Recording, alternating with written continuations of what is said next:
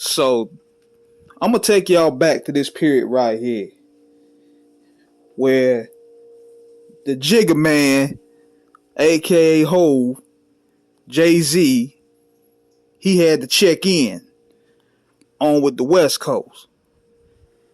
Now, see, I'm gonna tell y'all the reasons behind these collabos, cause these Dog Pound Rockefeller collabos were fire. They did the Change the Game remix. They did On the Run, which was featured Beanie Siegel on the DPG Dillinger and Gotti album. Corrupt was on Beans album. That joint was also on the Dog Pound Death Row album. So the reason why this thing happened was because number one, Suge Knight was getting out and it was gonna get thick again. Suge was about to come out in 2001, and JayZ, he needed to find some allies. Now, a lot of people already weren't feeling Jay for the whole Tupac incident when Tupac was dissing him.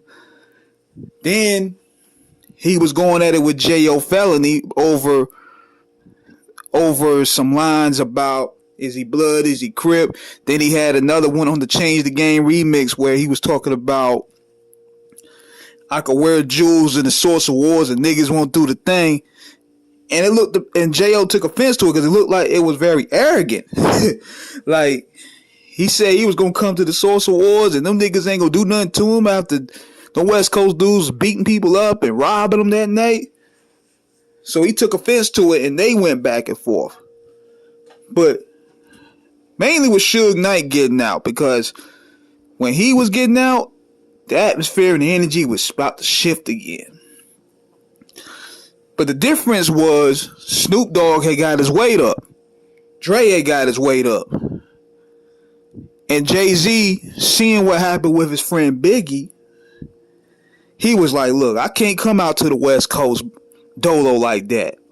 I'm checking in and building some allies.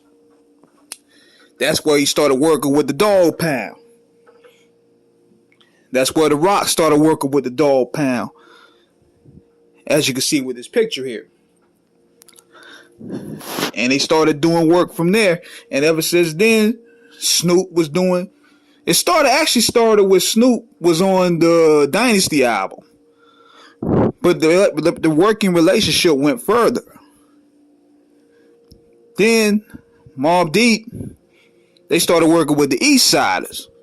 And you started slowly seeing that East-West gap getting bridged together. Then you had the Thicker Than Water movie, which featured Mac 10 and Fat Joe.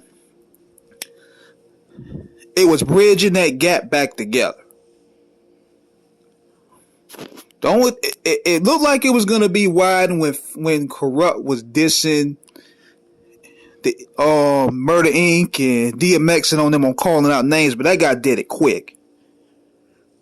But that era had a lot of dope collabos, especially the Corrupt Beanie Siegel joint. That joint was crazy. You can listen to that on Bean's second album. I just wish they would have done a little bit more work, but those collabos was done particularly to check in.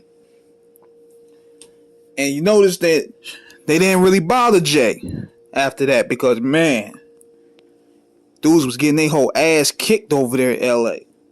Talking robbed, beat up, snatched out of cars. JayZ like, look, if we going back out on tour, we gonna have to build some allies, and that's what they did with this. And some great music came out of that. So, that's a little mini story I want to give y'all about that. Subscribe, hit the like button, peace.